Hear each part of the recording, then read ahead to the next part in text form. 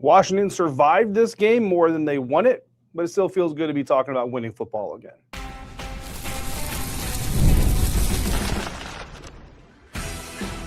You are Locked On Commanders, your daily podcast on the Washington Commanders. Part of the Locked On Podcast Network, your team every day. This is Locked On Commanders, part of the Locked On Podcast Network, the #1 sports podcast network in the world. I'm David Harrison, your host and your guy on the ground covering the Washington Commanders for WUSA 9, also writing about the Commanders for Commanders on SI and on X at DHarrison82. Also, of course, here with you 5 days a week. I want to thank you to everybody. I want to thank everybody for coming through for today's Victory Monday episode. It has been far too long since we've been able to say Victory Monday episode of Locked On Commanders to the everydayers, those of you who come through every single day, including during an 8-game losing streak.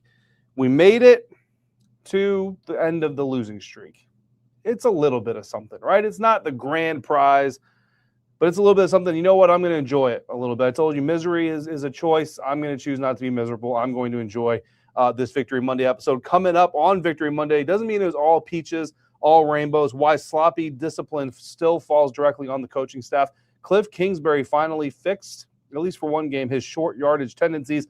But first, Washington survived this game rather than winning it. But yes, like I said, it feels good to be talking about winning football again. All that coming up on today's episode of Locked On Commanders, a proud part of the Locked On Podcast Network, your team every day. And it's all brought to you today by FanDuel. If you want to be right in the middle of the action this season, visit FanDuel.com. Place your NFL live bets all season long. Again, Washington survived. 29-21 win over the New York Giants. Survived more than they won, although early on in the game, it certainly looked like they were not going to just win this game, but they were going to run away from it. Made it interesting for the New York Giants. Instead of the New York Giants making it interesting on their own, but that is the way that it ends up going down. Still, the Washington Commanders win. They advanced to 4-10 on the season. They snapped their 8-game losing streak, and it wasn't a clinic. It wasn't a perfect game by any means, offensively or defensively. I'd say it was better defensively than it was offensively, but that's not really hard to go ahead and say. I think the special teams, even with a missed extra point, probably had the best day of all the three phases of the game combined. It wasn't a clinic. It was a survival test, and it was a test of the resiliency of this team. And that kind of goes to, again, we've been talking about this, and unfortunately, these are the kinds of conversations we have when you're talking about a losing team. You're talking about a team that is not going to the postseason, unfortunately, is you talk about things like culture. You talk about things like buy-in. You talk about things like effort and all these things. And this was a game that kind of shows you what we've been talking about all week, the last few weeks, even the last month or so, is that, yes, while this team is losing, there's certainly not a diminishing factor of the culture for this team. And that, of course, should give you a little bit of confidence moving forward that at least you have the right people in place and you have the belief in place in the system that is here that can get this thing done. And that shows up in games like this because there are multiple moments here where the offense essentially is trying to give the game away. 4 fumbles in this game by the Washington Commanders offense. They don't lose all of them, but they lose enough of them that it makes things interesting for the New York Giants. Like I said, the New York Giants didn't really earn their way back into this contest more so than the Washington Commanders essentially didn't even give them a ticket back into this game. They basically opened the door and said, here, let us just drag you in on a chair into this game again towards the end of it. And yet the Washington Commanders defense able to show that resiliency, show that buy-in. And this is a unit that we have not been able to see be reliable all season long. It doesn't really matter which game you point to. Sure, that first one against the New York Giants, Russell Wilson, all those things. But outside of that, the other 2 victories this season, the defense not able to be reliable in those wins. The defense not able to do enough in some of these losses. You know, some of these losses where the Washington Commanders offense did put up some significant points. The Commanders defense unable to do enough to keep them in the win column. So there is an importance to a survivability test. Now, I don't want to get too crazy here. Nobody should get too crazy here. This is the New York Giants, right? They had 2 wins coming into this game. They're now 2-12. You know, I think they're still in position to have the #1 overall pick. The Washington Commanders, with this win, as it stands right now, there are still games to be played the rest of this weekend, Sunday night, Monday night, all that stuff as we're talking about this. But as it stands right now, the Washington Commanders now have the 8th overall pick in the NFL draft, which I know some of you out there are more concerned about that than you are about the team, the guys, you know, getting together and doing these types of things and the team getting wins, which, you know, that's your right as fans. But dominated early on in this game, 22-7. Ultimately, again, to win 29 to 21, which tells you they were outscored 14-7 in the second half. But it kind of felt a little bit different, not just a 14-7 beat, but it also felt like at times a little bit of a collapse, right? Like I said, the Washington Commanders offense trying to give this thing away. You have fumbles, you have some defensive plays that weren't necessarily great. You had some wide open opportunities for the Giants pass game. So again, no unit was perfect. The defense certainly not perfect, but they did make that final stand. They got an interception nearing the red zone, their own red zone. Giants were trying to get into the red zone, trying to get back in this game, get some scores, get some points on the board. And the defense, Mike Sainristil specifically, able to come up with a takeaway near their own red zone, certainly stepping up in a way that we haven't really seen so far this season. But it was more of an Avalanche type of swing in the final 90 seconds of the game. And I will tell you right now, like, as the New York Giants are basically running down the end of the first half clock, at about the minute 20 mark left in the second quarter, Dan Quinn started using his timeouts. About a minute and a half in, I should say, remaining in the second quarter, Dan Quinn started using his timeouts. And I'm not going to out them because it's not what I'm here to do. But there were people in the press box who were like, dude, just let the half go. Like, you've got this lead. You've got the lead, right? It wasn't a 22-7 lead, but you've got a lead. You've got some momentum. Like, just let this thing go. Get in the locker room. Get in the second half and figure this thing out. But you end up with a 9-point swing in that 90-second stretch. That doesn't happen if Dan Quinn doesn't use those timeouts. And ultimately, when you look at the score margin, and look, the game is different if this doesn't happen, so who knows how things actually end up going the rest of the way. But with the way things went, with the way things turned out, that 9-point swing is ultimately the deciding factor between a win or a loss. Because I'll tell you right now, even if you're, Mr. or Mrs. draft pick and want the highest pick possible, so I don't want them to win any games, I'm pretty confident that even you would be a lot more down on this team had they lost to this Giants team. Like, yeah, we're not going to give them a whole lot of credit or a whole lot of flowers for beating this Giants team, but you would have been a lot more sour on this team had they lost to this Giants team. I'm just going to go out on a limb and say that. But Dan Quinn calls his timeouts. Defense gets a stop. Jaylin Lane, punt return touchdown, had a near break earlier in the game on a punt return opportunity. Gets the punt return touchdown on this one. Mike Sainristil interception. Jake Moody field goal. Just an incredibly important series and segment of the game. We talked about earlier in the season, kind of that middle quarter of the game, halfway through the second quarter, halfway into the third quarter. This 90-second stretch within that window, incredibly important, ultimately helping lead to the win. And then, of course, you still have this next man up reality, which still kind of dictates and speaks to the resiliency of this football team. No Jaden Daniels in this game. Chris Rodriguez Jr. ruled out before the game with his groin injury. Laremy Tunsil went out twice in this game, first with a shoulder injury, came back in. Then you have him go out with adding an oblique injury to that. Noah Brown left this game, unfortunately, with an injury as well. And then Eddie Goldman, defensive tackle, also left the game with an injury. So guys having to step up on top of guys having to step up. Croskey-Merritt, rookie running back for the Washington Commanders. And then we need to give him a little bit of a round of applause. Had a really strong game, 16-yard touchdown play to get on the board.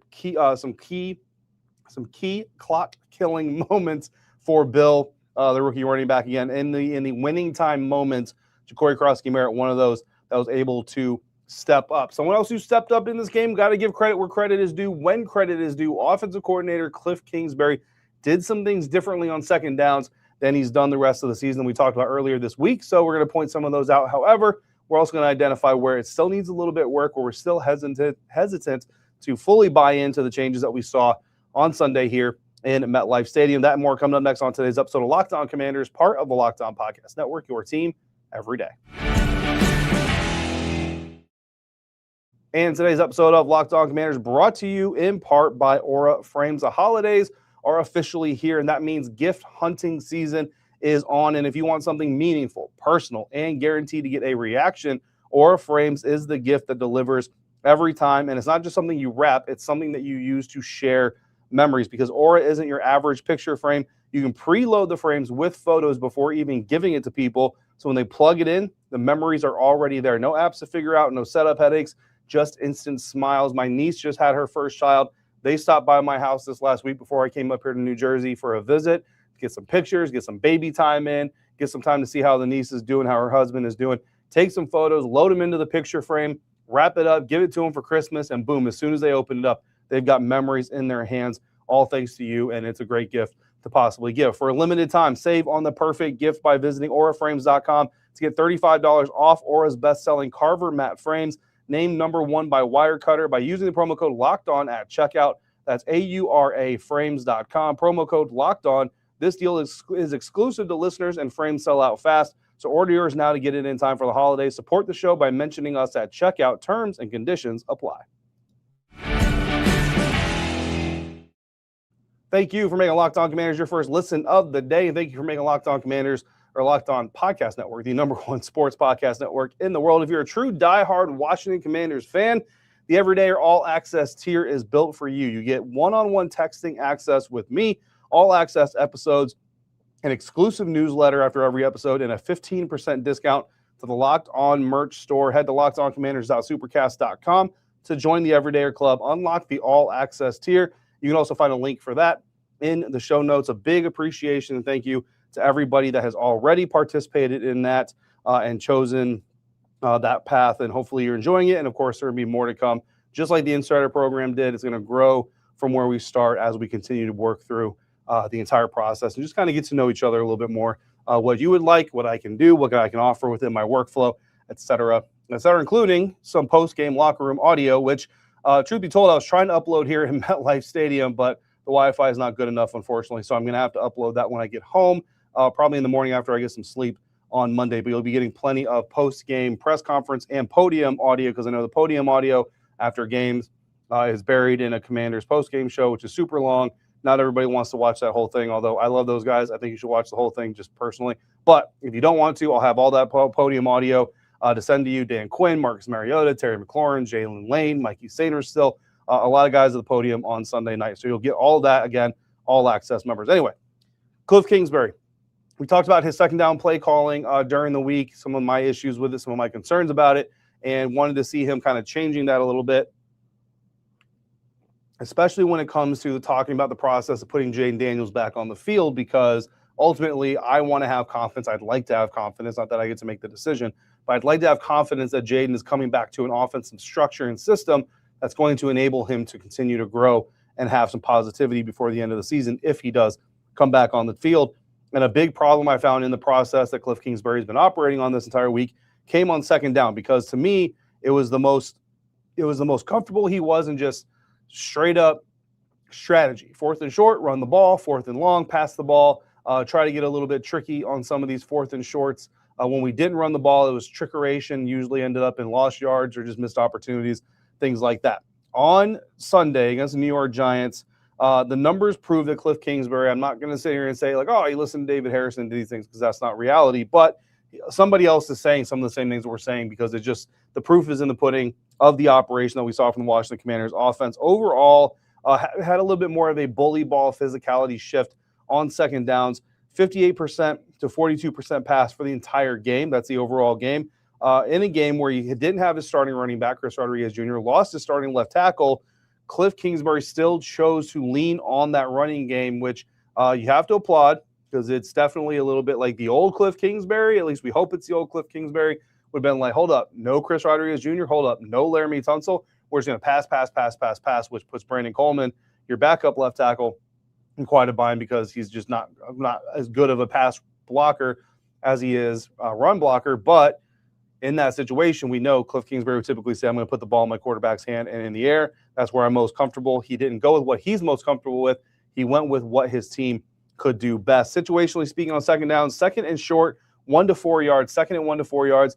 He was 4 for 4 running, so he still ran 100% of the time. However, where the improvement came is you're not seeing some screens on 2nd and short. You're not seeing cute plays on 2nd and short. I'm not saying we didn't see some cute plays, okay, here and there. We still saw some of those cute plays. Again, can't expect people to just change all their spots all at one time. But you did have 4 runs. You did end up with a touchdown, a first down, and a 4-yard gain. He fixed that flaw in his play calling, in his situational leadership, as I call it, in that situation. So you appreciate that. And 2nd and long, when we're talking about more than 4 yards, all that kind of stuff, 100% drop back rate. He still dropped back 7 times. However, so that's where you need to see him get a little bit better. Look, it's okay to run on some of these second intermediates He did go ahead and run a little bit, so I did think that's a little bit of an improvement. But he's still high risk. He's still going for the deep passes. And this bleeds into a little bit of third downs. There's a 3rd and 3 where he ends up calling up a deep shot on the left side of the field. And, look, it's one of those plays where if it works, people are like, oh, great call on 3rd and 3. Everybody thinks you're going to go short, but you go for the deep ball. If when it fails, it says, hey, listen, go. It's 3rd and 3, dude. Like, you don't need to get 33 on 3rd and 3. You just need to get 4, right? And I think if it's a one-case basis thing, then you feel that way a little bit better. You feel a little bit more about that. But because this has been basically an all-season-long thing, like too many times, 3rd and 1, 3rd and 2, 3rd and 3, we're seeing them dial up these deep shots, and it just hasn't worked this season, especially near as much as maybe as did last season. If it's been hitting and working, then I think that's one thing, right? So that's some of the stuff that with Kliff Kingsbury, specifically from the down and distances that we saw. A little bit of adjustment here. Again, can't expect anybody, to just overnight change in one fell swoop, but some positive steps forward. Where we also saw some positive steps forward was the return of 6 O-linemen. Now, here's the thing. The emergence of the 6 O-linemen, right, the eligible linemen being used, it was Brandon Coleman until Laremy Tunsil got hurt. After Laremy Tunsil got hurt, it was Andrew Wiley. Really started to emerge in the first place after Jaden Daniels got hurt. Marcus Mariota was the quarterback. Then it kind of goes away, and it went away for a stretch there, even with Marcus Mariota, but it definitely went away even with Jaden Daniels back in the game against Minnesota. This weekend it comes back, but again, it's Marcus Mariota. So I hesitate to give him full credit for overturning this negative tendency because it's still not with Jaden. Like, you want to see him overturn that negative tendency with Jaden Daniels on the field, not just with Marcus Mariota, but you do like at least seeing it, and you like the fact that when he lost his eligible 6 lineman, when Brandon Coleman had to come in and be a full-time one of the 5 linemen because of Laremy Tunsil's injury, he didn't just say, well, there goes that plan. Now we go away from it. No, he brought in Andrew Wiley. A total of 12 times the Washington Commanders went with an extra eligible lineman. So that was I think a positive step in the right direction. Something else we saw, something we've been pounding the table for, asking for, call it H-back, call it fullback, call it whatever you want. I don't care. You had another back in the backfield. You had a lead blocker for your ball carrier. Fullbacks. That's what I call them because I'm old. Colson Yankoff did it a little bit. Ben Sinnott did it a little bit. We've been screaming for it basically since Adam Peters drafted Ben Sinnott. He described him as a Kyle Juszczyk type of player. So he said, okay, but Kliff Kingsbury doesn't have a Kyle Juszczyk type of player in his offense. Well, today he did, and he used Ben Sinnott in that role, and it was pretty effective overall. So let's see that continue more because at the same time, near the end of the game, what should have been probably a dagger or a final nail in the coffin type of play, Ben Sinnott comes up with a huge reception. Then unfortunately, because of the last fumble of the game, Jeremy McNichols' fumble doesn't actually put the game away, but certainly was great to see Ben Sinnott getting involved as a blocker, as a lead blocker, but then also as a receiver in the passing game, really kind of giving credence and giving credibility more to what tight ends coach David Rye told us this week about Ben's development and what offensive coordinator Kliff Kingsbury has said about Ben's development as well. So good stuff there. Again, it's one game once again, but it's the only game we have since we really kind of went in on it again. So we have to kind of see. We got 3 more games. Is this a turning of a leaf, a turning of a page, or is it a one-game scenario? And now if nobody stays on Kliff, he's just going to revert back to his old ways. And what's going to happen if and when Jaden Daniels comes back on the field? What we do know is going to happen, whether Jaden's on the field or anybody else, is that this team is going to commit penalties. The sloppy discipline falls directly on the coaching staff, and it continued on Sunday. That and more coming up next on today's episode of Locked On Commanders, part of the Locked On Podcast Network, your team every day. And this episode of Locked On Commanders brought to you in part by FanDuel. And with FanDuel, you can be a part of Sundays as they move, sometimes way too fast, sometimes not fast enough. But either way, one big play, and suddenly everything feels different. It's a punt return touchdown. It's an interception. It's a fumble. Whatever it is, one play can turn the entire trajectory of a team. And that's what makes live betting with FanDuel so exciting. You're not just watching the game, you're reacting to it in real time. And with FanDuel, you can place bets on the action as it unfolds, every drive, every momentum swing, every highlight moment. Live betting is the best when the game starts to shift, when a receiver gets hot, or a DB comes up with a key takeaway, or the defense causes a fumble, or your offense fumbles and loses the ball. Those are the momentum switches that FanDuel lets you jump in the moment on with live spreads and money lines adjusting instantly. Player props update as guys heat up, and of course you can stack your bets for same-game parlays, even during live bets. So if you want to be right in the middle of the action this season, visit FanDuel.com. Place your NFL live bets all season long. Again, that's FanDuel. The game moves fast, and so can you. Wrapping up today's victory Locked On Commanders are 2 burning questions that we talk about after every single game. First one, why does sloppy discipline fall directly on the coaching staff? So it's a lack of discipline. Is it a roster flaw? Is it a coaching flaw? And certainly, just like pretty much everything else in a professional environment, it's a little bit on both. It's a little bit both on the management / supervision / leader / coach / whatever synonym you want to use. And of course, it's a little bit on the troop, the worker, the employee, the player, whatever synonym you want to use there. So the sloppy process. This continued on Sunday. We saw Josh Connerly Jr., rookie right tackle, come up with a couple of big penalties early in the game. Javon Kinlaw ended up with one. Jeremy McNichols making a key mistake. Marcus Mariota, of course, making a key mistake. Tyler Biadasz had a penalty. Like, it really wasn't isolated, just like one person. And that kind of speaks to a bigger systemic problem. Because if it's just one dude, then you're like, all right, this guy is undisciplined. This guy isn't taking this seriously, or this guy isn't focusing. And you can kind of take care of that. But because it kind of spreads throughout the roster, you know, I'm not talking about necessarily like there was a DPI against Antonio Hamilton that I thought was kind of bunked, to be quite honest with you. Things like that, sometimes they just happen. But false start penalties, snap infractions, all these kinds of things, offsides penalties, those speak to bigger systemic problems. And I think that it's something that in the next 3 games, as much as you can, we need to see the Washington Commanders get better in that phase, that part of the game, because you can't build a winning culture. Like, you have a culture that is good. You have a culture that's supportive, nurturing, growing, all this other stuff.